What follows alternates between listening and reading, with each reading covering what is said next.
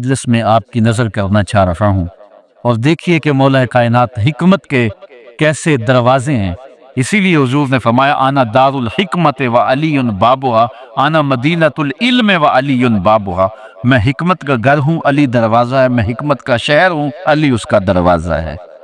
تو شریف لوگ شہر میں دروازے کے راستے ہی جایا کرتے ہیں، دیواریں پھلانگ کر کے جانا شریف لوگوں کا شیوا نہیں ہوتا ہے۔ علم کی خیرات لینی ہے تو مولا علی کی دہلیز پہ آنا ہوگا۔ حضرت مولا کائنات فرماتے ہیں میں نے اپنے ارادوں کی شکست سے اپنے رب کو پہچانا ہے۔ جو میں منصوبہ بندی کرتا ہوں نتیجہ یہ نکلے گا، میرا خیال ہوتا ہے یہ ہوگا، لیکن ایسا نہیں ہوتا، ہوتا وہ ہے جو رب کو منظور ہوتا۔ اس لیے میں اپنے ارادوں کی شکست سے اپنے رب کو پہچانا ہے۔ حضرت مولا کائنات زندگی گزارنے کا ڈھب، اسلوب اور طریقہ بتا رہے ہیں، سنو۔ فرماتے ہیں خالط الناس مخالطتاً ان متتم معہا بقو وان عشتم ہنو الیکم، لوگوں کے ساتھ ایسی زندگی گزارو کہ اگر تم مر جاؤ تو لوگ روئیں کہ کوئی قیمتی متاع کھو گئی، اور اگر تم زندہ رہو تو لوگ تمہاری صحبت کے مشتاق رہیں، تمہاری مجلس میں بیٹھنے اور تمہارے پاس آنے کی آرزو اپنے سینے میں رہے۔ مرو تو زمانہ تڑپے، تمہاری موت پہ لوگوں کے سینے میں دل دہل جائے، اور جیو تو لوگ تمہاری خدمت میں حاضر ہونا اپنے لیے ایک سعادت مندی سمجھے۔ مولا کائنات رضی اللہ تعالی عنہ دشمن پر طاقت پانے والے کے لیے ایک نصیحت کرتے ہیں، فرماتے ہیں اذا قدرت علی عدوک فاجعل العفو عنہ شکرا للقدرت علیہ، جب تو دشمن پر غالب آ جائے تو دشمن پر غالب آنے کا شکریہ کیا ادا کرنا ہے۔ دشمن ایک بہت بڑی مصیبت ہے، لیکن دشمن زیر دام آ گیا اور وہ تیرے قابو میں آ گیا اور اس کا سر تیرے پاؤں تلے ہے۔ اب اللہ کا شکر اس حال میں کہ مالک تو نے دشمن پر مجھے غلبہ دیا، طاقت دی، تو شکر کیا ہے؟ تو حضرت مولا کائنات فرماتے ہیں دشمن پر غالب آنے کا شکریہ یہ ہے کہ دشمن کو معاف کر دو۔ یہ بڑے لوگوں کا شیوا ہوتا ہے، جب دشمن قابو آ جائے تو پھر اس سے درگزر کرنا، یہ اللہ تعالیٰ کا شکر ادا کرنا ہے، یہ اللہ تعالیٰ جل شانہ کی اس کرم نوازی کا شکریہ ادا کرنا ہے۔ زہد کیا ہے؟ حضرت مولا کائنات رضی اللہ تعالی عنہ کا ایک 4 لفظی فرمان سنیے، اور زہد کی تعریف کتنی خوبصورتی کے ساتھ کی۔ فرمانے لگے افضل الزہد اخفاء الزہد، بہترین زہد یہ ہے کہ زہد کو پوشیدہ رکھا جائے، بہترین زہد یہ ہے کہ زہد کو پوشیدہ رکھا جائے۔ ہم تو اپنی عبادتوں، اپنی نیکیوں، اپنی سماجی خدمات کے اشتہار چھپواتے ہیں نا۔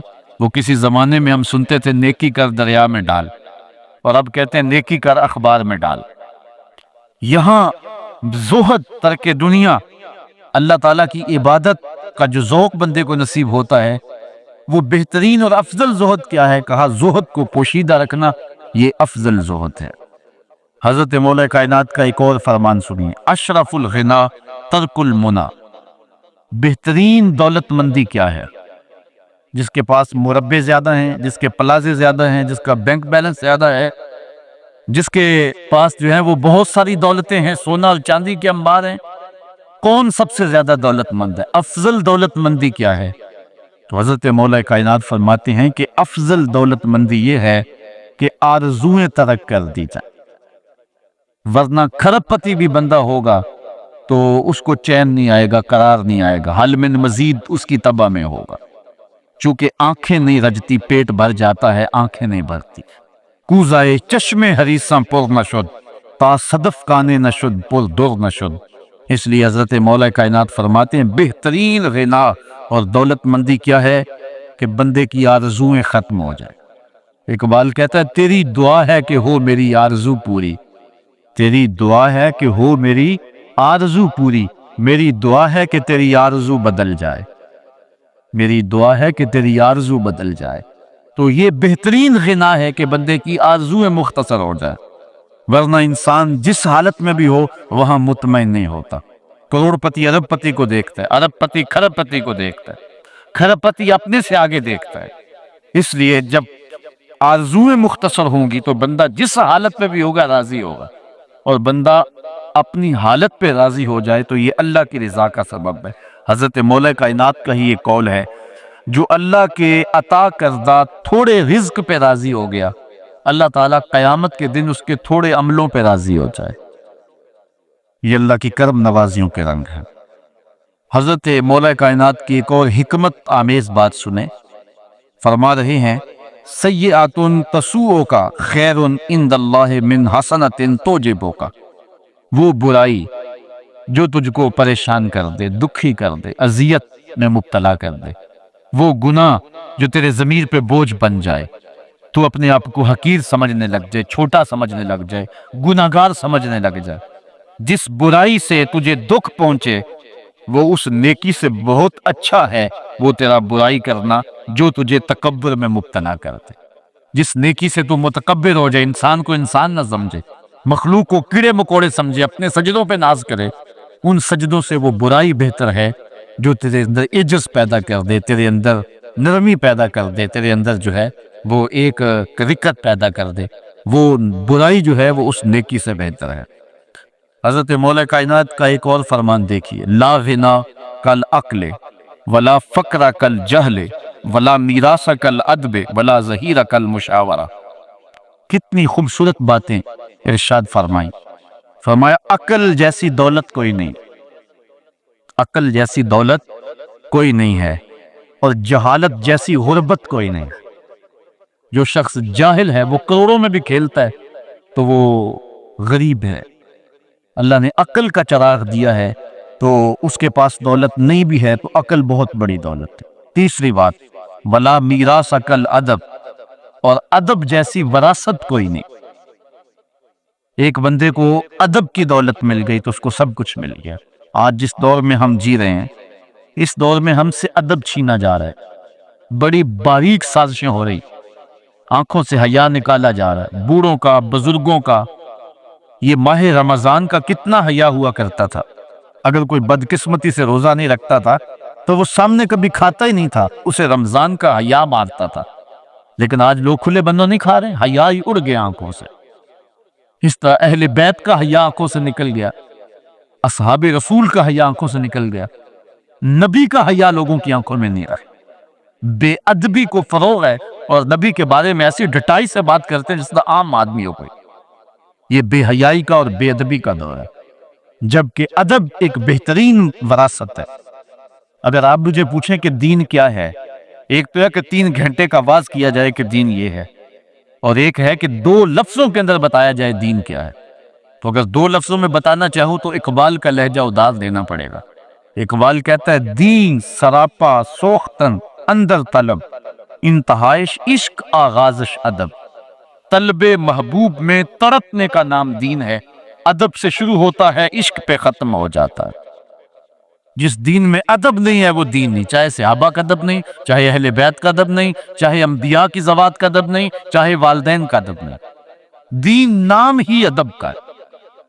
تو یہ دولت اس وقت چھینی جا رہی ہے، اور بڑی تیزی کے ساتھ قوم کے اندر بے ادبی کو فروغ دیا جا رہا ہے۔ نئی نسل کی حفاظت کریں، اپنی اولاد کو محفوظ کر لیں، ان کے عقیدوں کی صحت کا التزام کریں، کہیں ایسا نہ ہو کہ ان کی زبان لمبی ہو جائے اور ولیوں پر، نبیوں پر، اور حضور علیہ الصلوۃ والسلام کے اصحاب پر اور حضور کی آل پر وہ زبان تان کھولیں، اور جس کو جو ہے وہ استنجے کا بھی پتہ نہیں ہے وہ انبیاء کی علم پہ گفتگو کر رہا ہے۔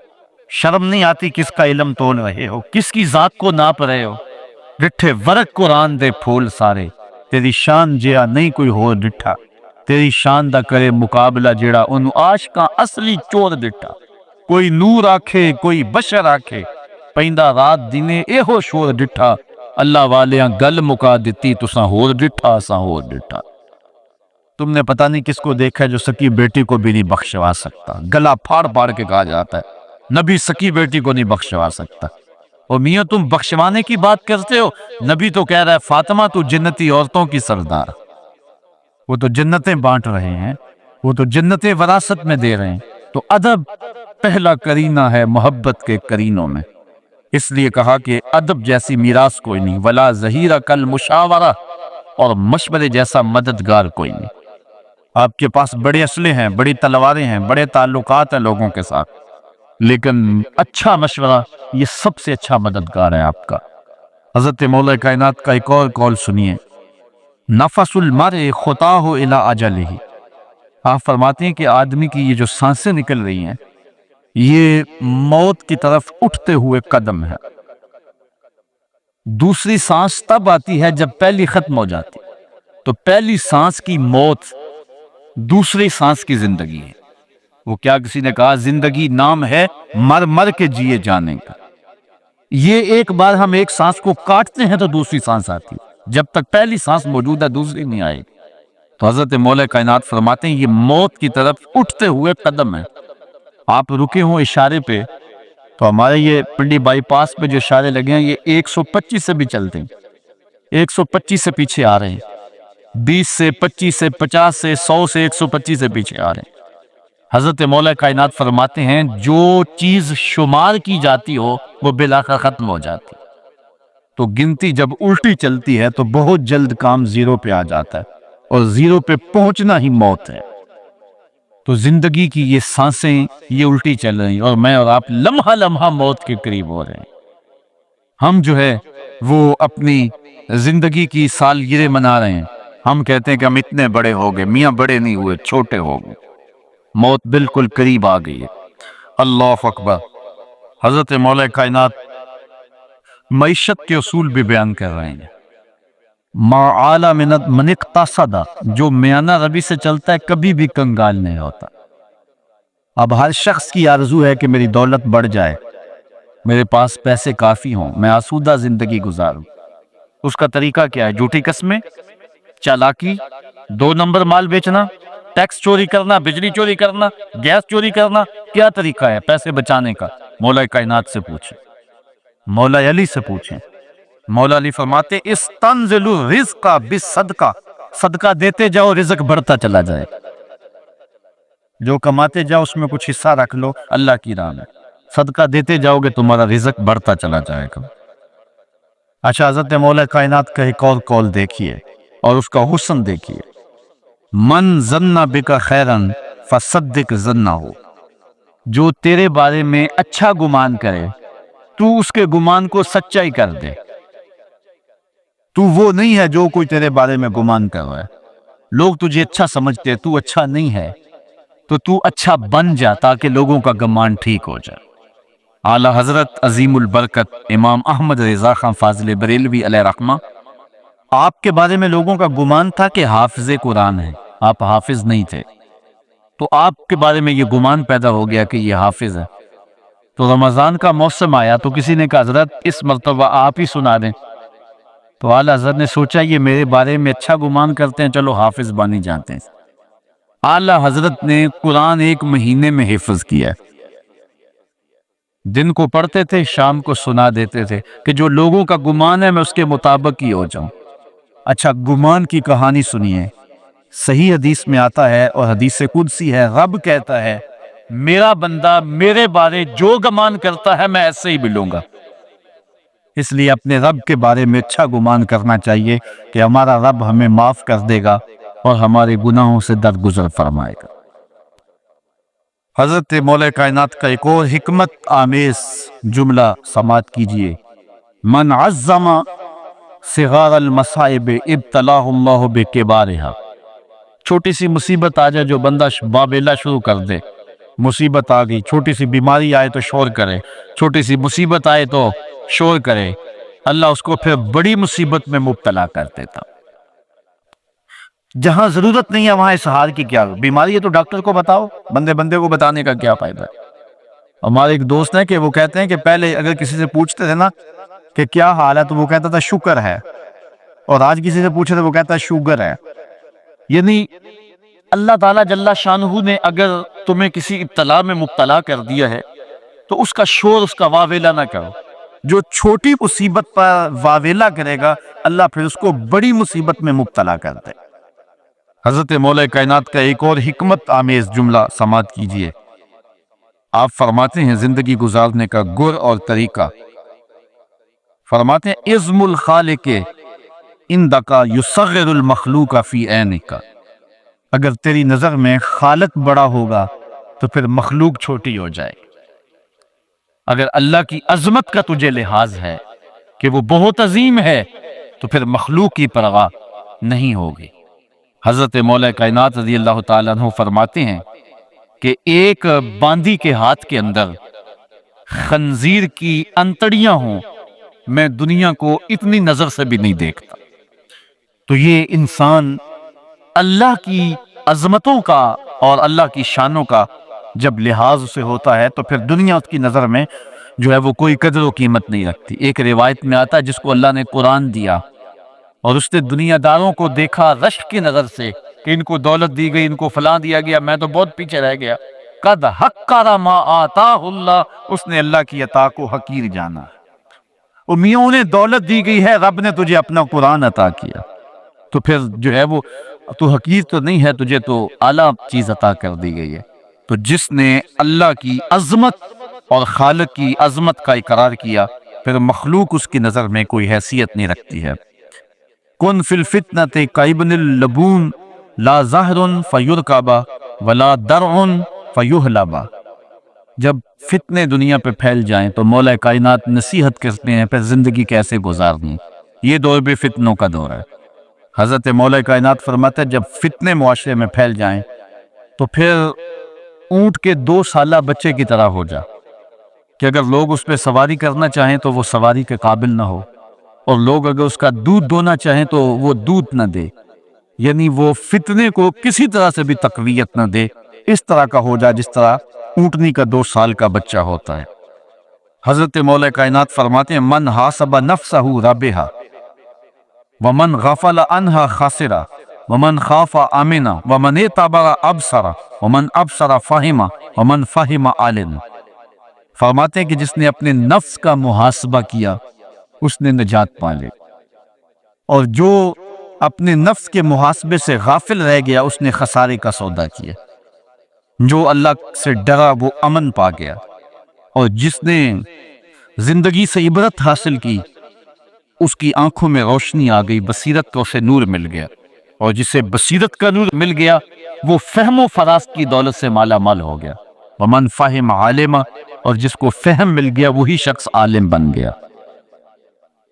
مختلف سیغے یاد کرنے سے عالم نہیں بنتا، فہم و فراست کا نور اگر مل جائے تو یہ ہے علم کا جمال، آخرت کی فکر رکھنے والا عالم ہے۔ بلکہ مولا کائنات فرماتے ہیں العلم علمان مطبوع و مسموع، علم 2 علم ہیں، ایک وہ ہے جو من میں راسخ ہو اور ایک وہ ہے جو کانوں تک رہتا ہو۔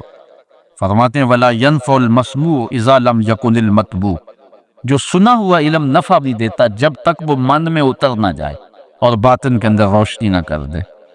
حضرت مولا کائنات کی ایک اور نصیحت ذرا غور سے سنیے، فرمایا تمہارے سامنے نیکوکار اور بدکار برابر نہ ہو، کہ نیک بھی جو ہے وہ اسی انداز میں ہو اور برا بھی، اس کا سلوک بھی تمہارا ایک جیسا ہی ہو۔ ایسا کرنے سے نیکوں کی ہمت پست ہو جائے گی اور خطاکار اور بھی شوخ ہو جائیں گے۔ ہر آدمی کو وہ مقام دینا چاہیے جس کا وہ اپنے عمل کے اعتبار سے مستحق ہے۔ اصل خرابی ہوئی تب ہے ہمارے آراس میں، ہماری محافل نعت میں، ہماری مجالس میں وہ لوگ مہمان خصوصی بنے جن کے پاس دولت زیادہ تھی، چاہے کردار کے لحاظ سے وہ کتنے ہی پست کیوں نہ ہو، اور جن کے پاس دولت نہیں ہے چاہے وہ کردار کے اعتبار سے جتنے مرضی بلند کیوں نہیں ہے، انہیں عزت کی مسند پہ نہیں بٹھایا گیا۔ میں نے اپنی ان آنکھوں سے گجرانوالہ کے ایک اسٹیج پہ دیکھا کہ ایک محفل نعت تھی اور ایک بوڑھا شخص سفید ریش، وہ اسٹیج پہ شوق میں کہ میں نعت خانوں کو قریب سے دیکھوں، وہ آ کے بیٹھ گیا اور منتظمین نے جو ہے وہ سیکورٹی کو حکم دیا اس بابے کو اٹھاؤ اور اس کو جو ہے وہ نیچے کرو۔ یعنی لوگوں کی قدر و منزلت ان کے دولت کے قد کے مطابق کی جاتی، جو کل شراب خانے میں مہمان خصوصی تھا آج وہ محفل نعت میں مہمان خصوصی ہے، جو جتنا بڑا ڈاکو ہے اتنا ہی بڑا جو ہے وہ عزت پاتا ہے۔ کیوں؟ دین میں تو عزت ان کو ہونی چاہیے جو دیندار، ان اکرمکم عند اللہ اتقاکم، جو سب سے زیادہ متقی ہوگا اللہ کے نزدیک وہی عزت والا ہوگا۔ تو ایک بندے کو دنیا میں بھی عزت ہے اور مصلی اور محراب اور جو ہے وہ عرس اور پیر خانے میں بھی اس کو عزت ہے، تو پھر یہ حوصلہ شکنی ہے تقوی والوں کی۔ حضرت مولا کائنات فرماتے ہیں اور خطا کار اور بھی شوق ہو جائے گا۔ بلکہ ہم نے جو انداز اختیار کیا ہوا ہے، ایک شعر پڑھتے ہیں ہمارے نعت خواں کہ چلو دربار نبی میں چلیں، کھوٹے سکے بھی جہاں پہ چلتے ہیں، اور پھر جو ہے وہ سارے لوگ نوٹ پھینک رہے ہوتے ہیں، شرابی بھی نوٹ پھینک رہا ہے، جوا کھیلنے والا بھی پھینک رہا ہے، جس نے رشوت سے پیسے کمائے وہ بھی پھینک رہے ہیں اور خوش ہو رہے ہیں کہ کھوٹے سکے بھی وہاں چلتے ہیں، جبکہ ان اللہ طیب ولا یقبل الا الطیب، حدیث میں آتا ہے اللہ فرماتا ہے کہ اللہ طیب ہے اور پاکیزہ کے علاوہ قبول ہی نہیں کرتا۔ من غش فلیس منا، جو ملاوٹ کرے وہ ہم سے نہیں ہے۔ اور یہاں کھوٹے سکے بھی چلائے جا رہے ہیں، اور پھر جتنے بھی کھوٹے سکے ہیں وہ نوٹ پھینک رہے اور ایسے ایسے پھینک رہے ہیں اور خوش ہو رہے ہیں کہ یہ تو کچھ بھی نہیں ہے، حرام سے کمائے، حلال طریقے سے کمائے، جس طریقے سے کمائے کوئی فرق نہیں پڑتا۔ نہیں، حضرت مولا کائنات نے زندگی کے گر سکھائے، فرماتے ہیں کہ نیکوکار اور بدکار تمہاری نظروں میں برابر نہ ہو۔ ایسا کرنے سے نیکوں کی ہمت پست ہو جائے گی اور خطا کار اور بھی شوق اور گناہ میں دلیر ہو جائیں گے۔